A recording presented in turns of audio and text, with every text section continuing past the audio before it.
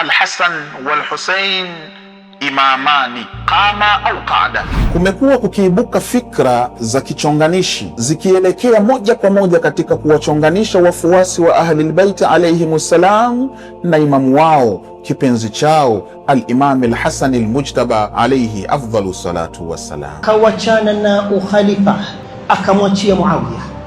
Hili ni kosa kubwa ambalo kwamba mashia wanahesabu alilofanya Hasan. Kwanza kabisa tuweke wazi, hakuna shia yeyote ambaye anamchukia al-Imam al-Hasan.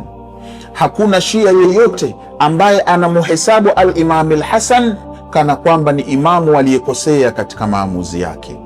Na yale yote unayoyakuta katika vitabu vikielezea kwamba kuna mashia walimfuata al-Imam al-Hasan wakamwambia ya kwamba umekosea, kama yule aliyemwambia al-Imam al-Hasan, assalamu alayka ya mudhilla al-mu'minin, amani iwe juu yako ewe ambaye umewadhalilisha waumini. Vyote na wote wanarejea katika makundi ambayo huwezi kuyaita kwamba ni mashia. Ukichunguza utakuta ni yale mabaki ya Khawarij, mabaki ya wale ambao walikuwa wanachuki na watu wa nyumba ya mtukufu Mtume Muhammad sallallahu alayhi wa alihi wasallam. Lakini kwa nini tuhuma kama hizi zinatolewa dhidi ya mashia na kusema ya kwamba wao wanamuona al-Imam al-Hasan amekosea? Sababu ni moja tu. Huenda mwenye kutuhumu hajatambua mashia wanaitafsiri vipi sulhu ya al-Imam al-Hasan. Hizi hapa ni sababu 5 miongoni mwa sababu ambazo wafuasi wa Shia Ithnaya Asharia wanazichunguza na kuzidurusu katika sulhu ya al-Imam al-Hasan al-Mujtaba. Kwanza kabisa ni lazima tutambue ya kwamba al-Hasan wal-Husain imamani qama au qaada, ni maneno ya mtukufu Mtume Muhammad ya kwamba al-Imam al-Hasan na al-Imam al-Husain ni maimamu, ni viongozi sawasawa, wasimame waweze kupigana au wakae wasipigane, wafanye sulhu.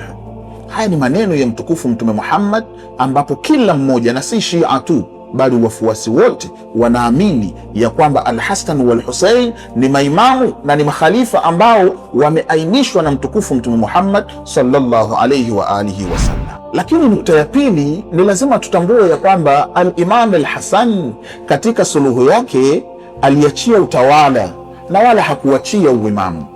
Hivyo si sahihi mtu yoyote kuja kusema ya kwamba al-Imam al-Hasan aliachia uongozi wake akampatia Muawiya, ndio maana mashia wanamchukia al-Imam al-Hasan. Hakuna shia yeyote ambaye anasema katika zama za Muawiya bin Abi Sufyan kwamba alikuwa ndiye kiongozi anayestahiki kuwa kiongozi, ndiye alikuwa ni imamu katika maimamu walioachwa na Bwana Mtume Muhammad, bali sote tunasema ya kwamba Muawiya bin Abi Sufyan alikuwa ni mtawala wa zama ambazo kiongozi al-Imam al-Hasan aliishi.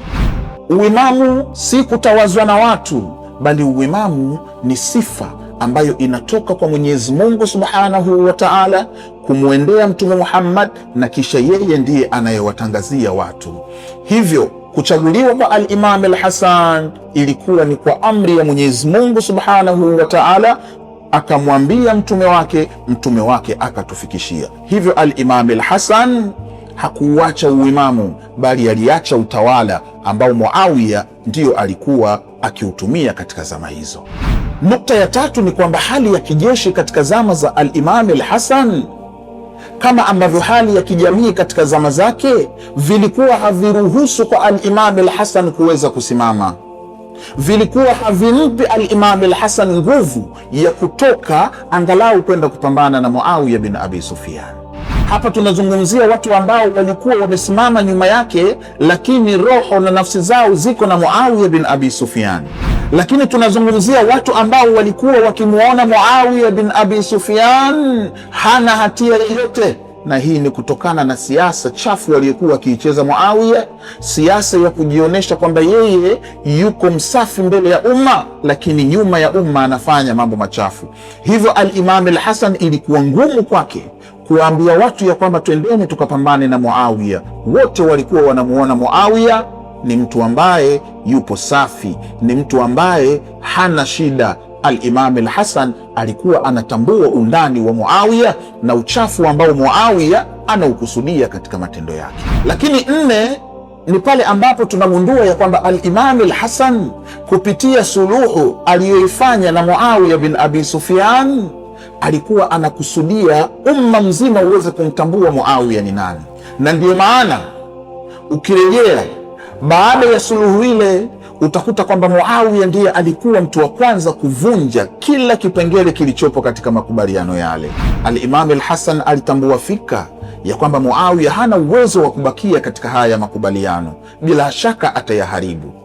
Na hapa ni pale ambapo moja ya vipengele vya makubaliano yao ni kwamba baada ya utawala wa Muawiya basi atoe nafasi kwa al-Imam al-Hussein ambaye ni ndugu yake na al-Imam al-Hasan, na wala si kwa Yazid bin Muawiya.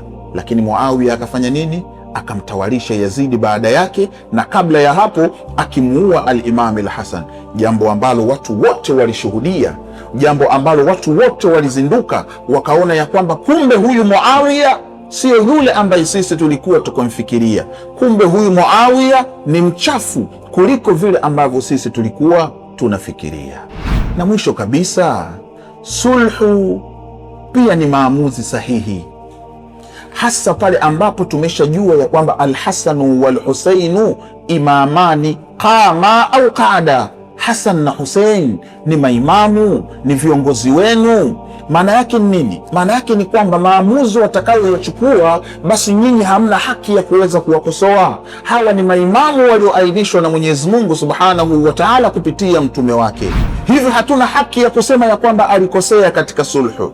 Kama al-Imamu al-Hasan alikosea katika kuwekeana makubaliano na Muawiya katika mazingira kama yale, basi maana yake tutaweza kumtuhumu hata Mtume Muhammad kwamba yeye alikosea kuwekeana makubaliano na Makuraishi, lakini aliwekeana makubaliano na Mayahudi katika zama zake.